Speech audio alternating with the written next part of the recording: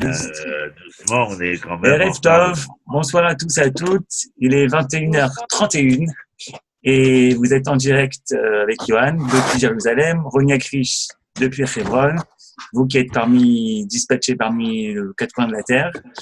On est sur fr.lenmod.org et on a eu le plaisir de commencer cette étude des 929 chapitres du Tanakh avec Ronia Krish. On a fait le prophète Yecheskel, si vous vous rappelez. Après, on a passé les 12 prophètes.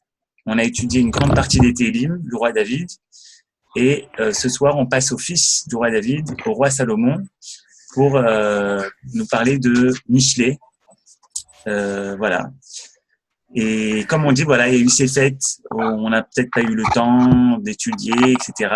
Donc ce soir, on décide de reprendre les bonnes habitudes et de se remettre à l'étude du Tanakh de façon sérieuse, de façon interactive. C'est toujours avec René Frisch pour revoir les vidéos. Vous savez, c'est fr.lenmod.org.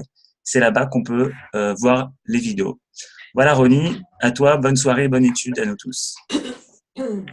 Merci, heureux de nous retrouver tous ensemble pour cette étude hebdomadaire.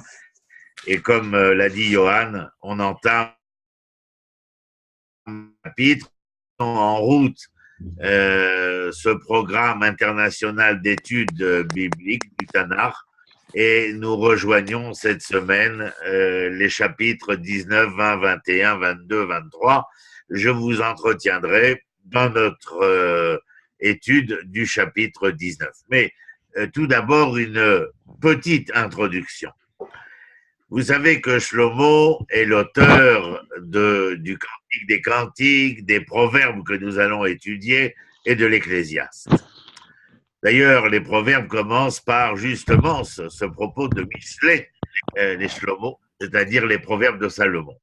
En vérité, lorsqu'on les lit, et vous allez l'entendre avec moi, cela semble un peu froid.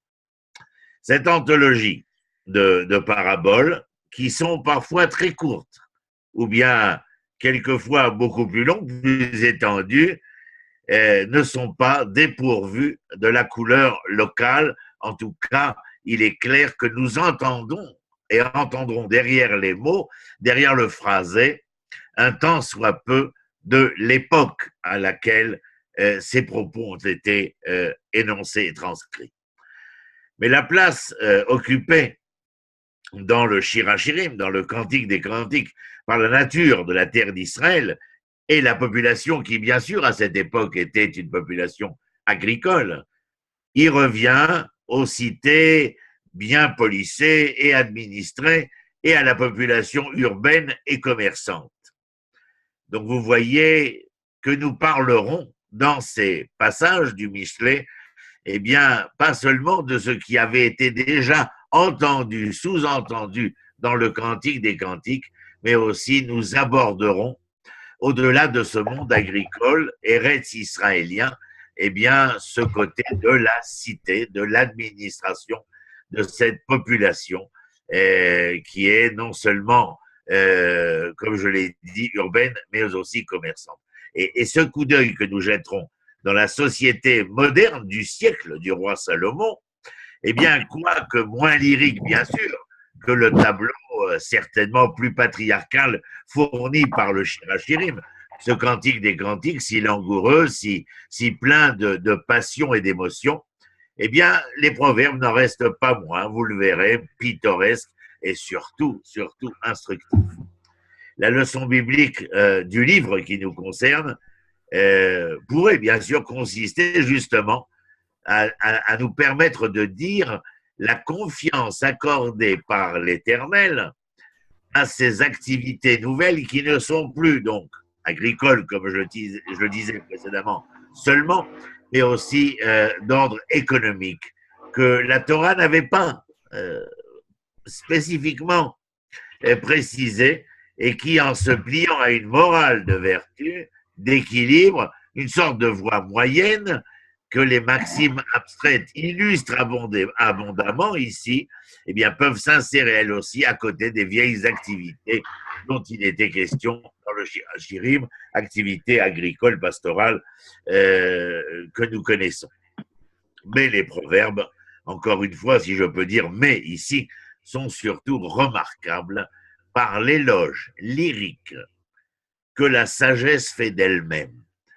Dès les premiers chapitres du livre que nous n'avons pas étudié ensemble parce que nous prenons en route le projet, mais vous allez sentir à travers ce que nous allons faire, ce dont il est question,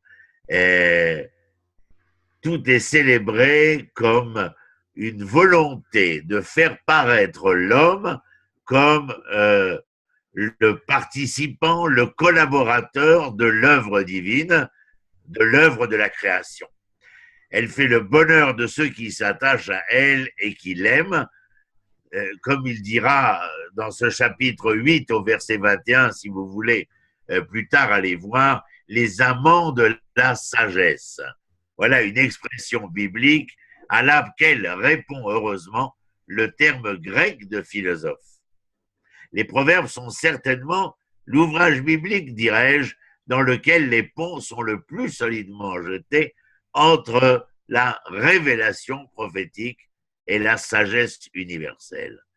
Il sera intéressant, bien sûr, de rappeler ce qui est énoncé par l'homme prophète d'Israël, mais aussi mais d'ailleurs nous l'avions fait dans les Téhilim avec les autres prophètes, eh bien de créer, en tout cas, cette prise de conscience, de connaissance, d'entendement de ce pont qu'il est possible de construire entre le verbe prophétique et, bien entendu, la pensée universelle. Souvent, vous m'avez entendu rappeler de l'ensemble de ces maîtres de la pensée gréco-latine, bien entendu, et qui nous permettaient de voir à quel point, en tout cas, à une époque, celle des prophètes, comme celle des philosophes, eh bien, il y a une interaction, il y a une relation, une conjugaison que nous sommes capables de faire ici. Salomon, dans le livre des Proverbes, en est le porte-parole, en tout cas le témoin de son époque. Voilà pour l'introduction que je voulais vous donner et nous allons passer, bien entendu, à l'étude